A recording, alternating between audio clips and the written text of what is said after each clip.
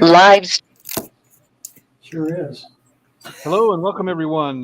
This is the South Carolina Lugs, Columbia Linux Users Group, and the Upstate Carolina Linux Users Group here in Greenville.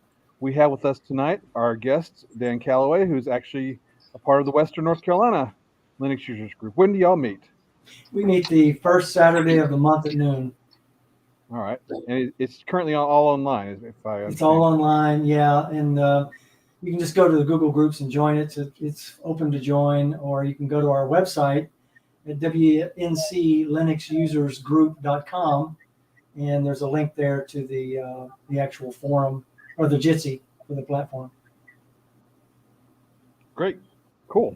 All right, so tonight we've got Dan showing us about MeshCentral. I'm looking forward to it. Thanks for coming out tonight and doing this for us, Dan. We really appreciate it. No and problem. All right, you want me to go ahead and start? Yeah, go right ahead. Okay, all right. Okay, so tonight's presentation, I appreciate the ability to be able to present this tonight, and it's called MeshCentral presentation. I'm going to do a short slide presentation to introduce you to MeshCentral, and then I'm going to do a live demo, flip over to a live demo of it that's running on my desktop, which is my MeshCentral server. And then following that, I'm going to have a short Q&A opportunity. So if you want to ask questions, and I can answer those perhaps if I can. So let's get started. MeshCentral's developer is a guy that you see a picture of here. His name is Ylian Saint-Hilaire, and he designed and built MeshCentral. It's actually one of the top open source remote monitoring and management software apps. And it's got support with hardware-based remote management, which is called Intel AMT. Can everybody still hear me? Yes. Can everybody still hear me? Yes. Yes. Hello? We can hear you, Dan. Okay. I thought I got cut off there for a second. He was a primary engineer. It's for 16 years at Microsoft, and he's got extensive expertise in cloud development. This guy, he's a software architect, and he's also an expert in network security. My background, by the way, I didn't introduce myself. My background is I've got a master's in IT, Master's of Science in IT, with a specialization in advanced network architecture as well. And I also completed all my PhD studies for my PhD in IT education. And I've got a bachelor's degree in mathematics. So I've been working in IT for 16 years at the Buncombe County IT department, so supporting a network of about 400 plus PCs. And so, that brings me into this kind of as an expert. But anyway, moving on.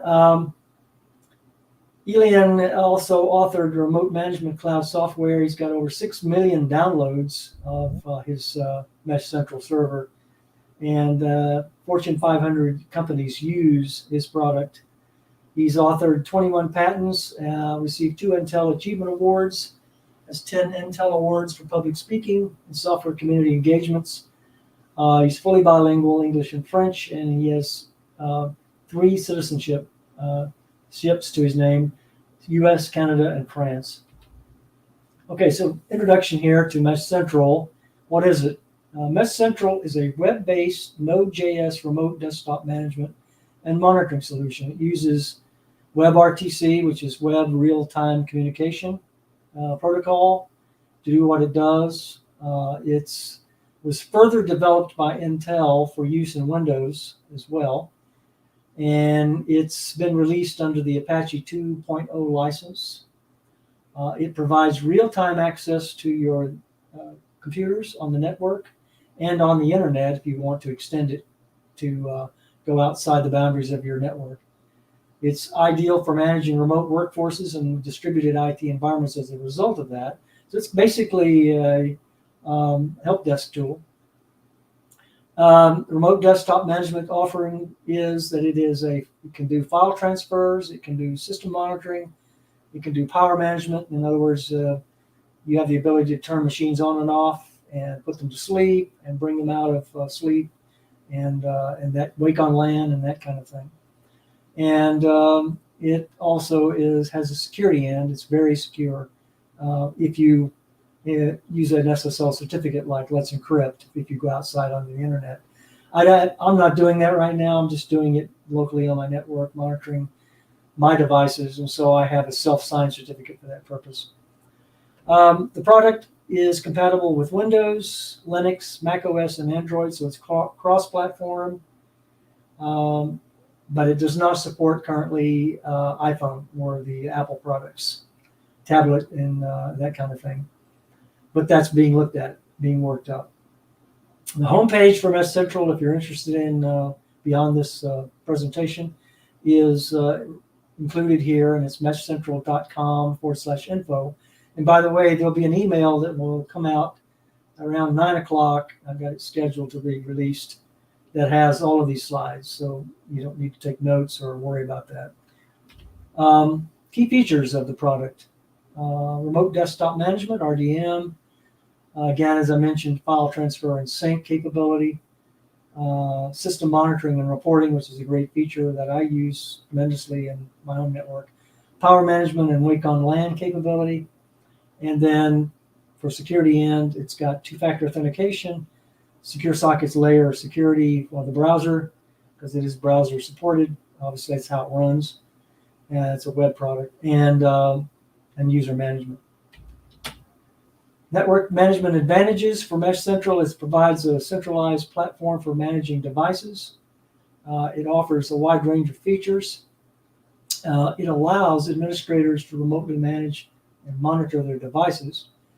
It reduces the need for physical access to the machine, so you don't need to do that, just like in any other help desk. So using MeshCentral, somebody can, if they choose to, they can actually contact the person and or be invited by that person, and that person can get on their machine and do what they need to do to tech support them. So they don't need to be physically in front of their machine. It minimizes downtime, it provides a scalable solution, and it can be adapted to small and medium-sized businesses, and there's an APL connection that connects it to Active Directory domain services for the enterprise, and so it's an enterprise product as well. Some benefits for network management are improved efficiency, enhanced security of the device, reduced downtime, as I mentioned, increased flexibility, and cost savings, as seen by the fact that you can tech support computers without having to travel to them.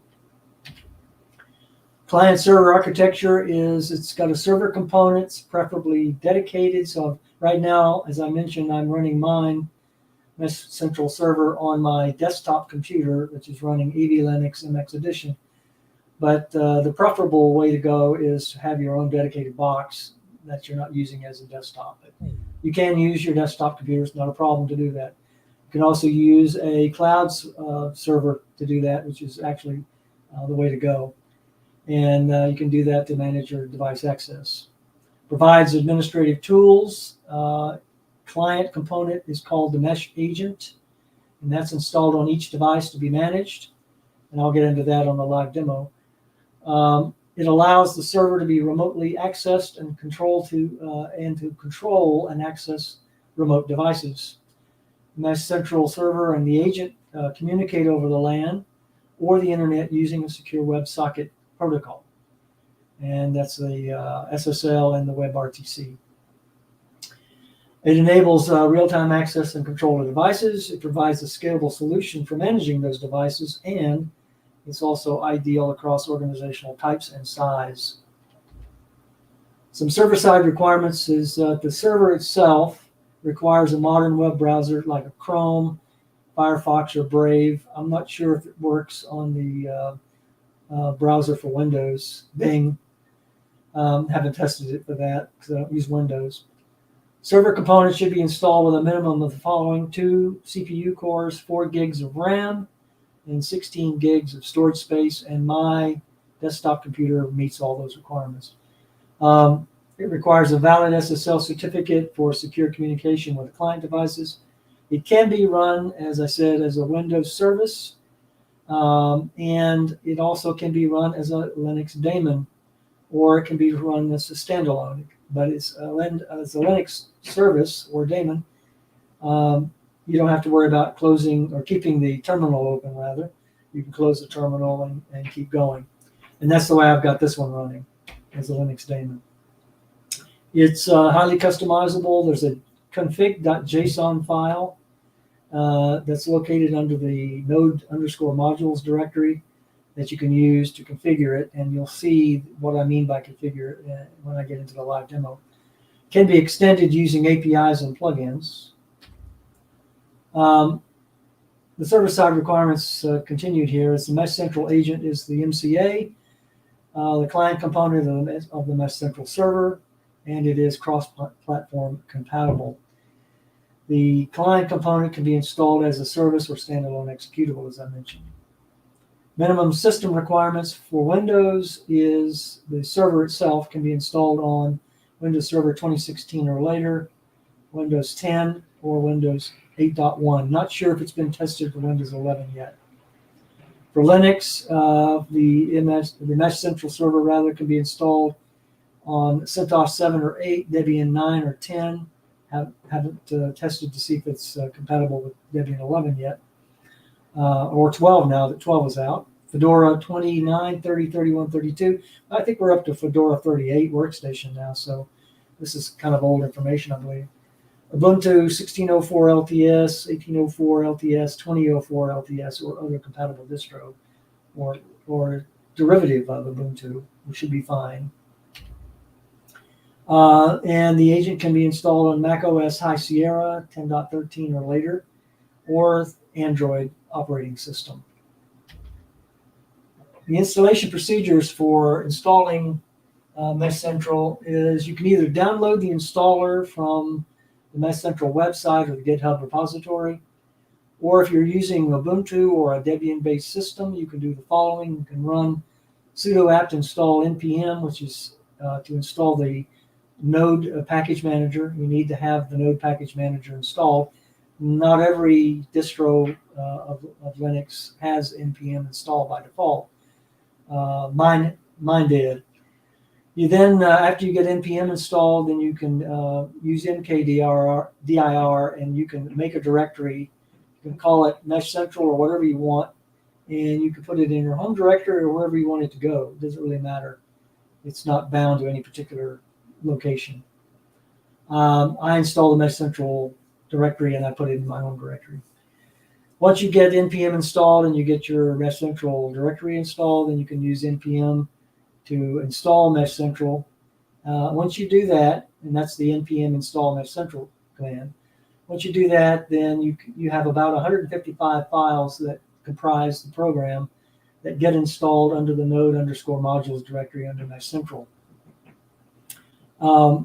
Then when you can use the node command, which is node meshcentral /node_modules/meshcentral --cert, and then the IP address of the server that you're on, or that you want to have your server installed on. And you do that for the first time, and that is in order to install the self-signed certificates, SSL certificates. Once you get those installed, then you're good to go. Then you can run the node command, node meshcentral /node_modules/meshcentral with a non-service install to start the MeshCentral server, or you can use the install option, the -- install at the end, to actually install the service, and that's what I'm doing. To launch the MeshCentral server, you use the web browser and you go to the IP address and port that MeshCentral server tells you to go to once you start it up. It'll tell you what it's running on.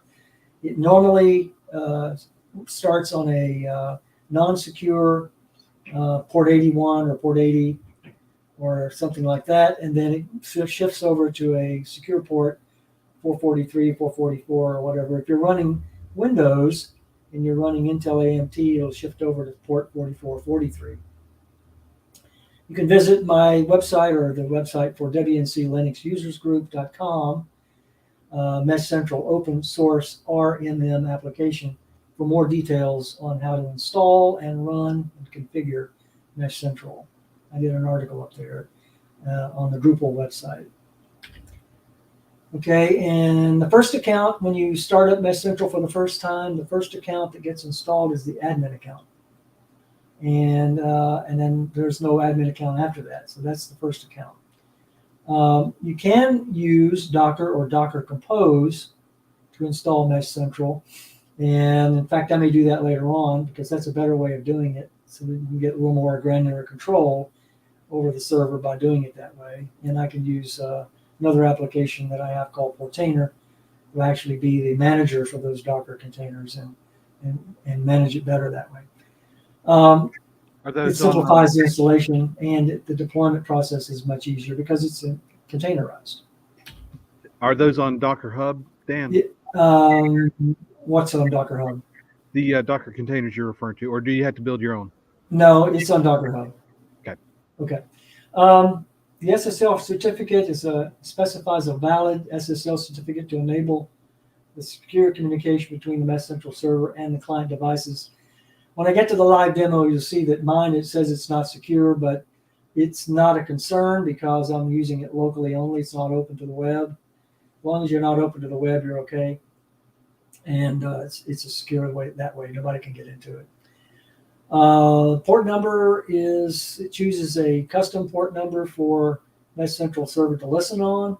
I think mine listens on port 443. It starts on 81 and jumps to 443. For authentication, you can configure your authentication settings, including MFA or 2FA. And then you can do an LDAP, Active Directory integration, if you have an API that connects you to it. And then your user permissions as well is another way of tightening it down for authentication. For plugins, you can install and configure plugins in MeshCentral. I haven't done that, so I can't really speak to it. I just know it can be done. Some of these options are third-party integrations and then custom scripts that can be run as well. So this is pretty beefy program. For notifications, you can have MeshCentral notify you about device status. So if one of your devices disconnects, it'll let you know. If you connect to a device, if it's running and it's got the Mesh agent installed on it, it'll let you know it's connected. It'll give you the security events related to that device and the server. And then there are other important metrics as well that MeshCentral will let you know about. And then there's a possibility for report generation within MeshCentral. So you can actually generate reports and have them come out in, I think, CSV format. For the monitoring aspect of MeshCentral, you can customize that by to take a look at things like device performance, device health, device usage, and then you can get proactive alerts about potential issues on those devices through the server itself. MeshCentral Service also provides an API, as I mentioned, for developers. And with that API, they can create custom integration, such as automating tasks on the server, which you can't do otherwise. You can do command line tools for advanced configuration, and then beefed up management as well. Some of the use cases for remote work here with MeshCentral that is one of the use cases, is remote work. It's a powerful tool for remote device management. So it would be perfect for remote working. It's to do remote access if you open it up to the web, for the internet rather, and then you can do file transfers and also file sync, and then system monitoring and reporting, as I mentioned, the reporting aspect. Use case for remote work too is the power management aspect. The MeshCentral agent allows remote power management of devices. In other words, it enables IT teams to reboot their machines remotely. It also allows for shutdown of those machines. So if you're tech supporting somebody and they're not there, you can wake up their machine, you can tech support them, and then you can shut the machine down when you're finished. It'll also allow you to uninstall the software from their machine before you shut down. And then you can wake up devices remotely as needed.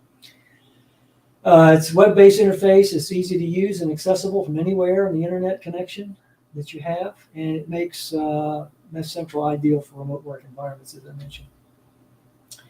For system administration or sysadmins, there's a use case for them in that it provides centralized device management and monitoring capabilities. It's a perfect tool, as I mentioned, for help desk support rather. Key features include remote access, patch management. You can do that through this server. Monitoring and reporting. In other words, has full help desk functionality. Patch management, by the way, can be done through the console. And so that's not something I'm going to show you, but you can do it that way. Makes it easy for system administrators to identify issues and then track performance over time. And then finally, future development of MeshCentral. Ylian's supposed to be working on things like enhancing monitoring and reporting, improved scalability of MeshCentral server, integration with other tools and services, improving user interface for system administrators and managed support providers, service providers, rather. Same thing. And then continued support for new devices and platforms. And if you want additional information on that, you can go to his website at ylianst.github.io/MeshCentral. Okay, that's the presentation portion. Now let's jump into the live demo. And so let me go over, get on the web here. And wait a minute. Okay, here we go. Hopefully you can still see me. All right, can everybody see the DP network MeshCentral interface? Yeah. I'm not seeing anything. Hello? There we go. Sorry. There it is. Okay. You can? Can you see the DP network MeshCentral interface? Yes. Username. Okay. All right. So this is running at 192.168.1.248. That's my desktop computer. And this is the interface for getting into MeshCentral.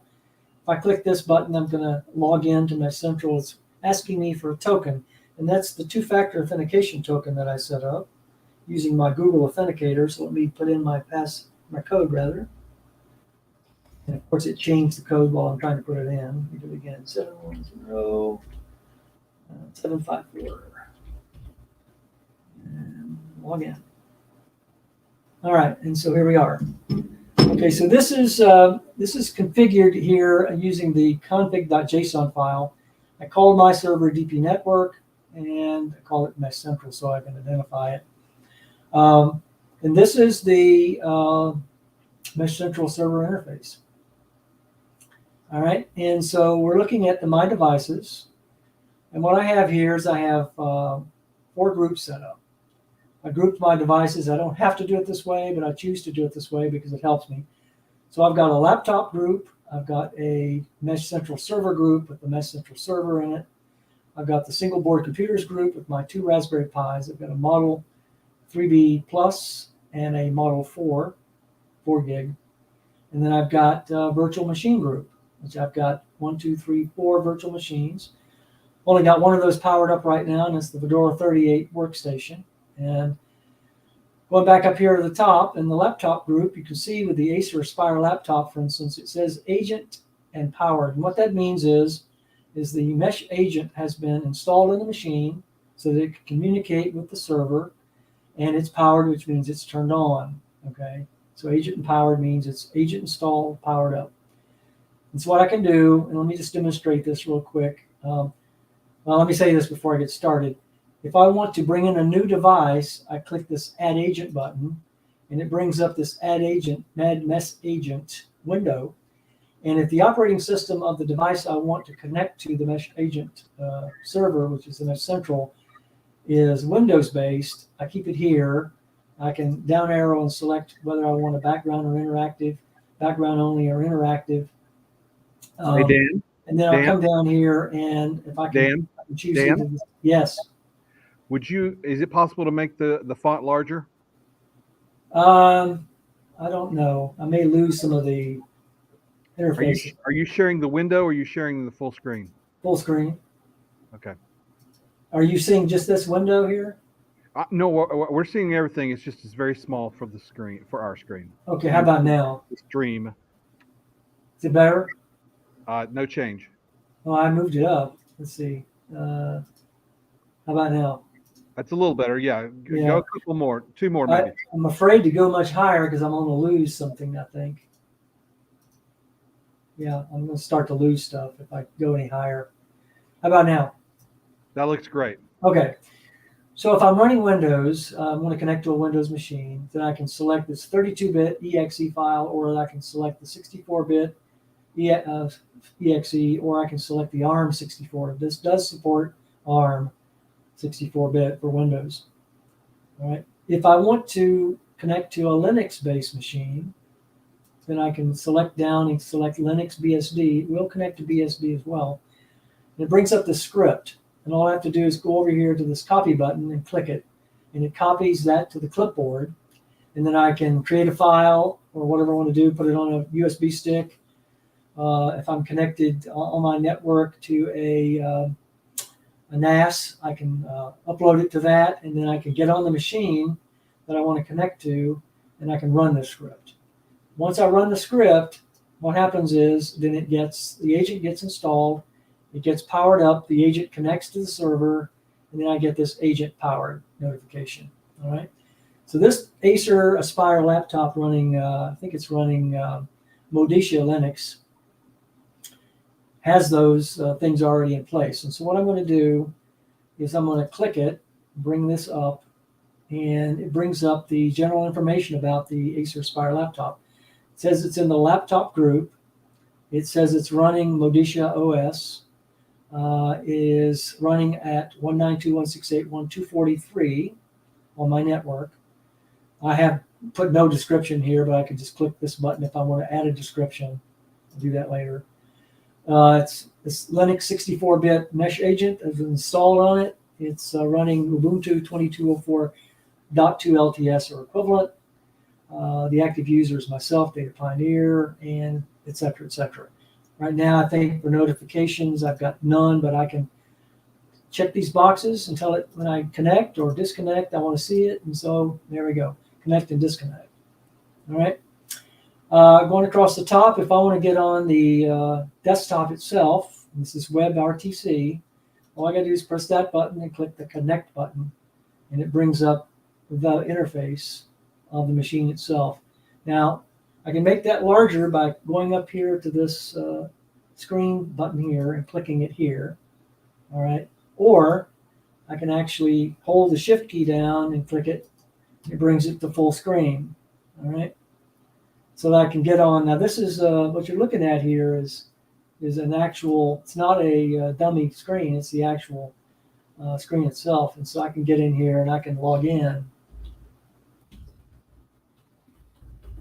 It's real small to you because you can see it. Oh, okay. That's the password, Dan, not the username. Hi. Okay, and so it brings up the interface. And so, I mean, I can remote manage this machine as if I were sitting in front of it. All right.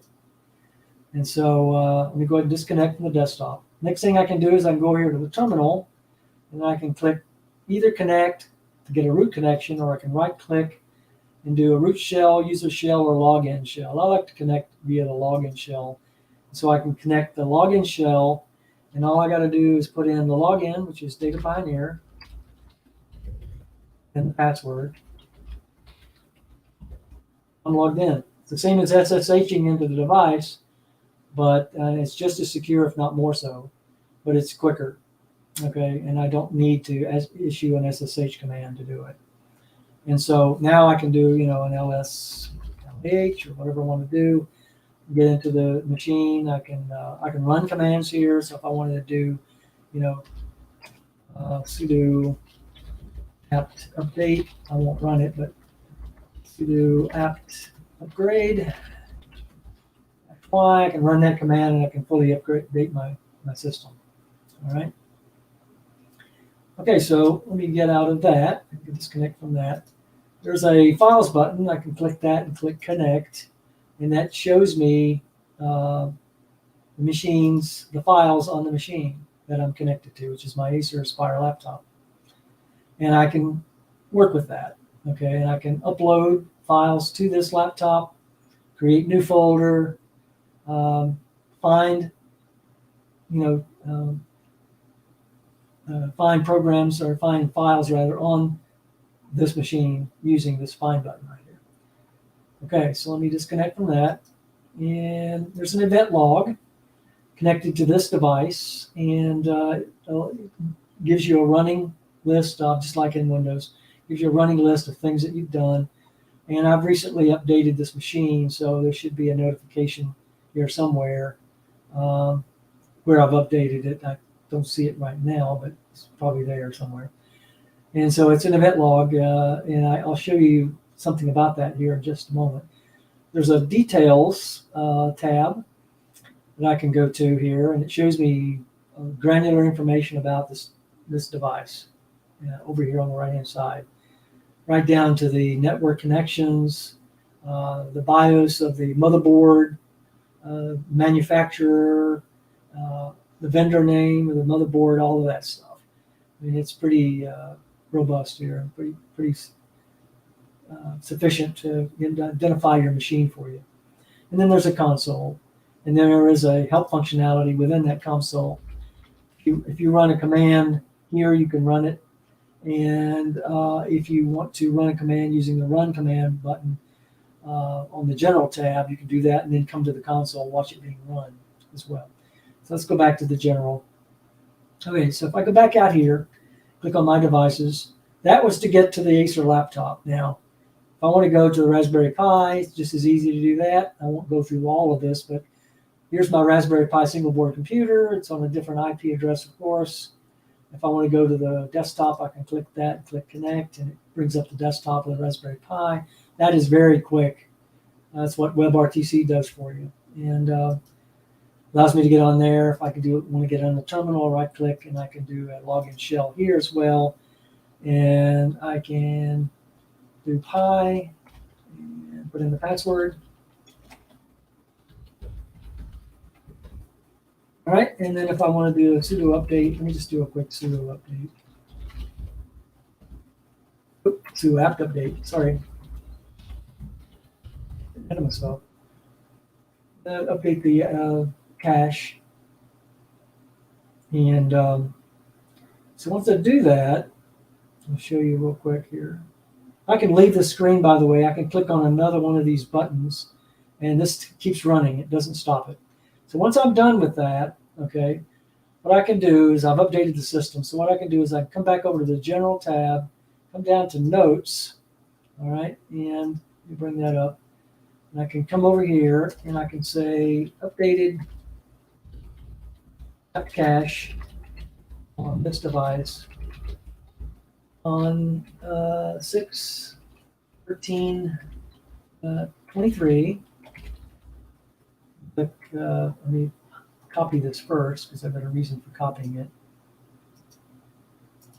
And then click OK. And then I can come over here to Log Event, and I can right click and paste it in there and click OK.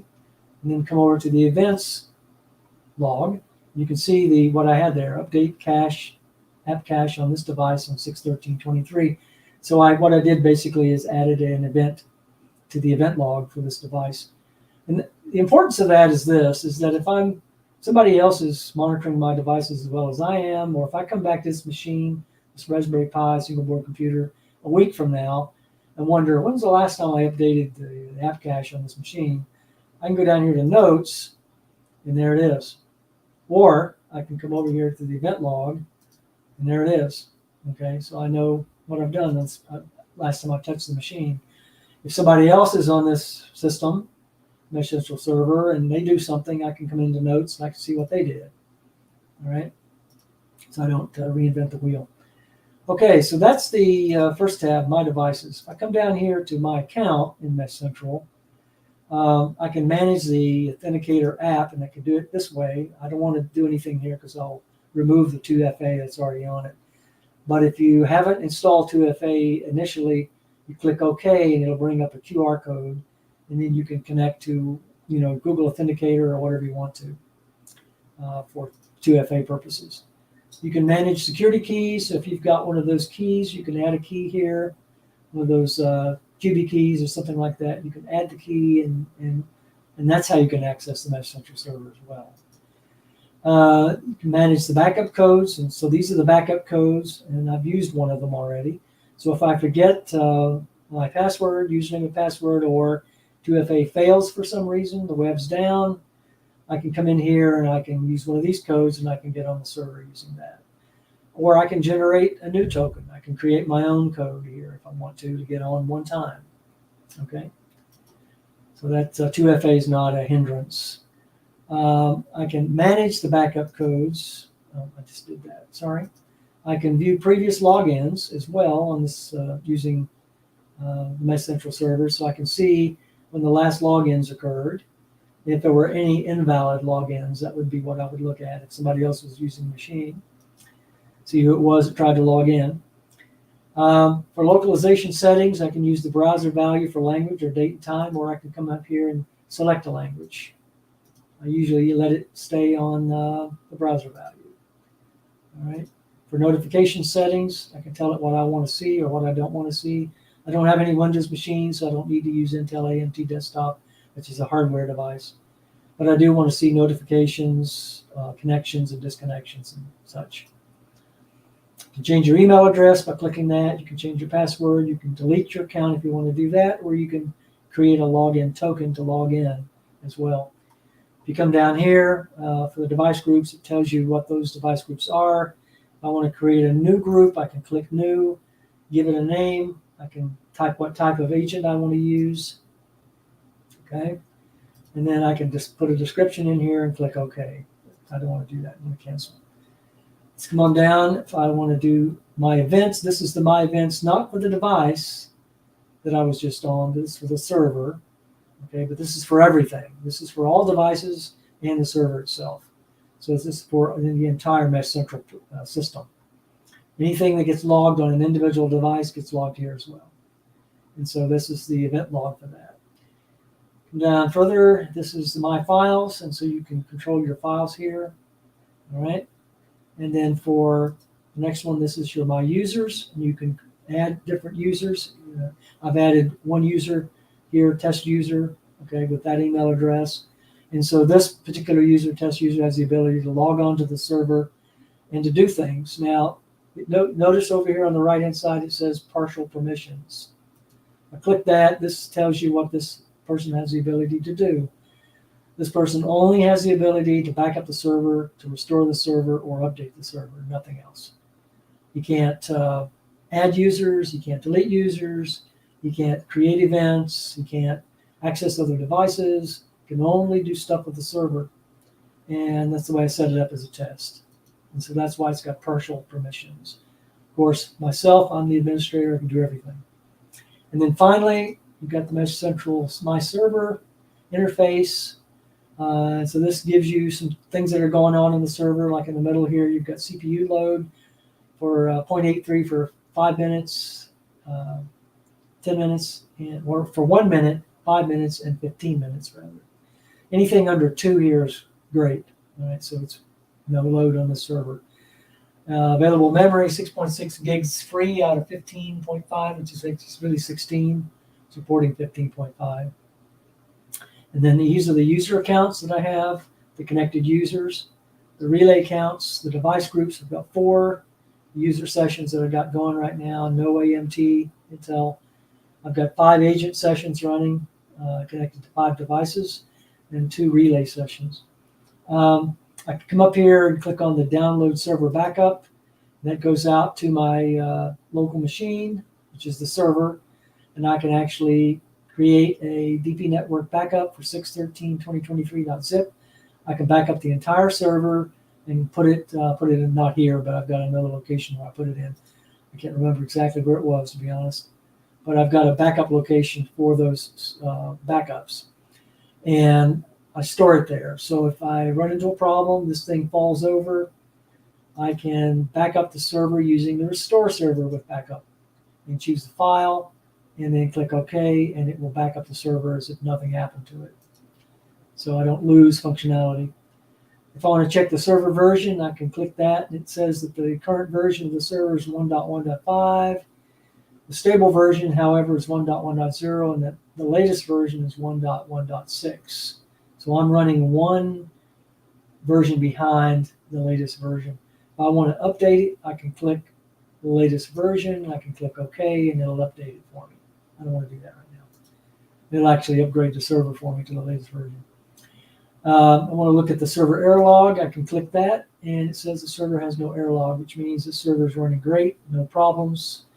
And so I'm going to click OK and close that. All right, and let's see. I think that's about all I've got to show.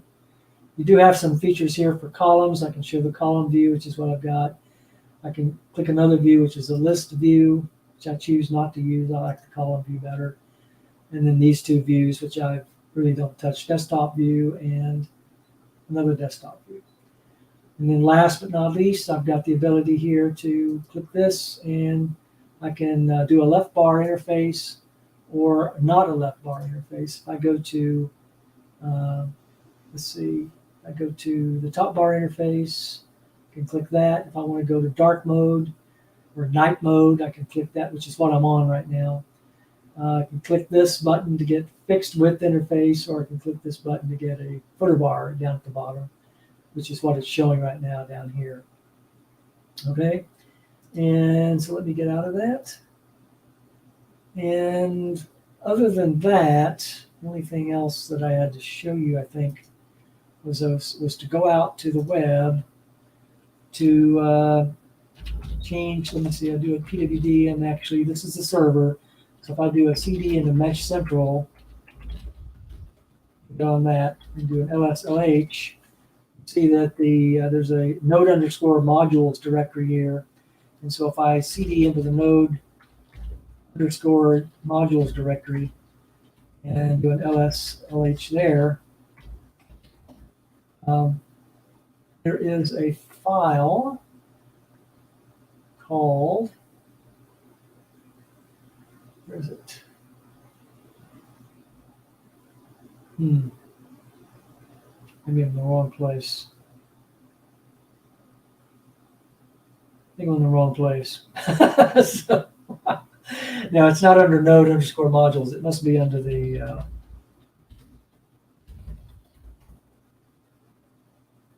yeah, okay. Let me just tell you this. When you install this package from the beginning, two things get installed. You get the node underscore modules directory, and you get another directory called package, or another file rather, called package.json. Actually, package-lock.json, along with that one as well. So these two get installed, and then the nodes underscore module get installed. And this is how you start it. You have to be in the MeshCentral directory, and then you use the node command with node underscore modules /MeshCentral. And if you don't use the install option, it installs without the service. If you use the install option, it gets installed as a daemon. Okay. If you go to the MeshCentral data directory, so let me go there.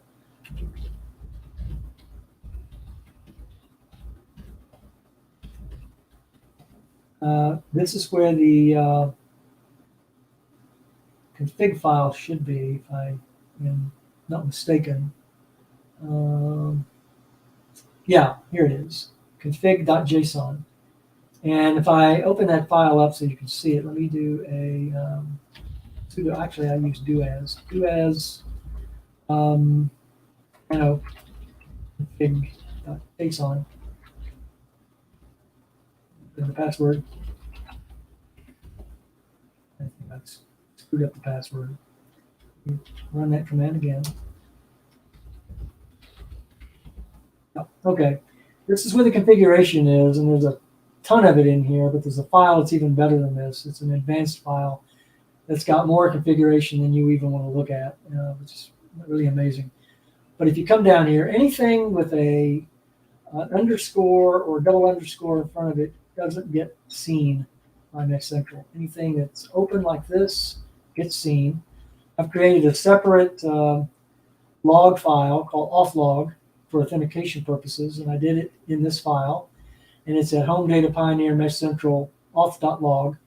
And if you visit that log or follow it, it will show you all the authentication that's been performed on this MeshCentral server. You can do things like exclude IP addresses. You can do time and count and cool off time for people who are trying to hack your server and get in. I've got a underscore under WAN only. I've got to remove the underscore under LAN only so that it says false. That means it's open to the web and also locally. It should not be open to the web, so I need to change that to true. I've got a session key here that I've installed for getting into the server, and which is the back door basically to get in. And got an alias port that I don't have set up. The server doesn't see it. And got title. This is where the DP network came from. You saw when I logged in, as I was logging in.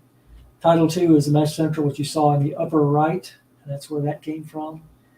And then I've got password requirements set up on here as well. And then if I wanted to install Let's Encrypt, I can come down here and I can remove the underscore in front of Let's Encrypt.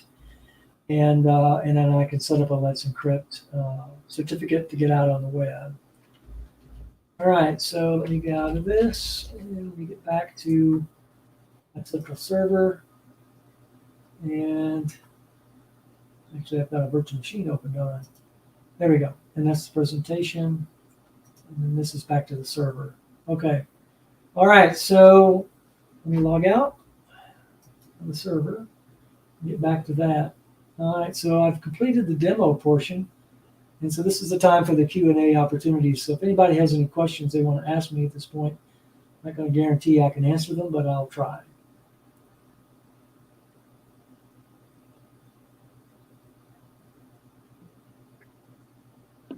Hello? Can you hear me? Hello? Hello? Hey, Dan, you hear us? Oh. Hello, can you hear me? Dan, can you hear us? I can hear you, Jace, and I can hear Dan. Okay, good.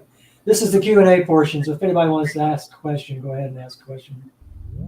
So do you know like how the desktop streaming works and like how efficient it is compared to something like VNC or RDP?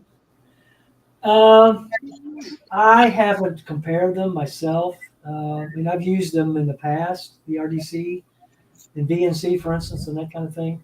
I can tell you that the connection to the desktop is much quicker. Does not require any third-party software. So in other words, I don't have to have VNC running in order to connect to the desktop because it uses the WebRTC. And it's just, I mean, I click on the button, it's there. And in the past, when I was using VNC Player and VNC Server to do the same thing, or an RDP, there was a delay, of a couple of seconds. There's no delay with this. So I guess to answer your question, it's quicker. But you said it was a web RDC, right? RTC, real-time communication. RTC, okay. Right.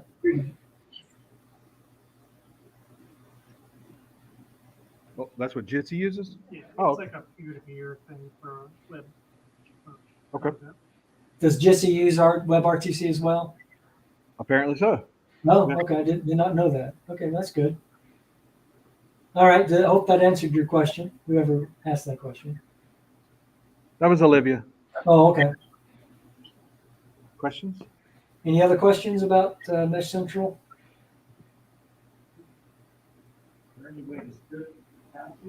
Is there a way to script the patching of multiple servers? Yes, there is, but I haven't gotten into it. I can tell you that it's available, yes. I haven't gotten that deep into it yet, to be honest. I know that Ylian has several videos on MeshCentral on the web, and that was one of them. He was talking about patching systems and using scripts to do it. So the individual who asked the question, if you want to go up on the web and just type in MeshCentral Ylian Saint-Hilaire, you'll probably see all of his playlists of videos, and you'll find it.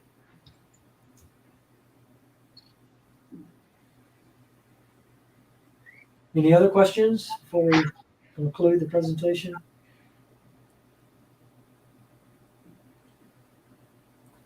Okay, Well, appreciate the opportunity to present tonight, and I'll turn it back over to Jason. Let me go ahead and remove the screen share. yeah, thank you very much, Dan. Appreciate it. No problem. Let me stop sharing. Okay, did that stop the sharing, by the way? Yeah, we had some problems here, but I don't know that that's local to us. Ben, were you able to see his desktop the whole time? No, I had the same problems you did. Oh, okay. Well, all right. Well, anyway, I don't think that was on my end. could be. You never really know. And I didn't know if maybe the YouTube feed may have been contributing to that. Who knows? But thank you so much, Dan. We really appreciate it. And Not a problem.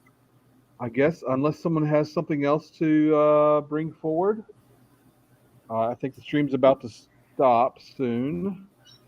We got about 10 minutes on the stream. Okay. Well, I have about 6 minutes on my laptop battery.